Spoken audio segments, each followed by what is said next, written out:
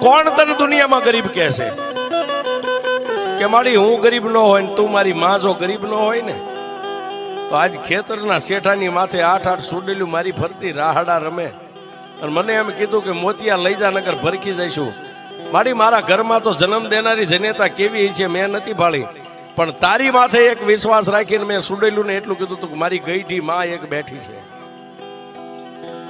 તું મારી ગઈઢી માં છો, મારા બાપ દાદાએ તને બેહારી છે.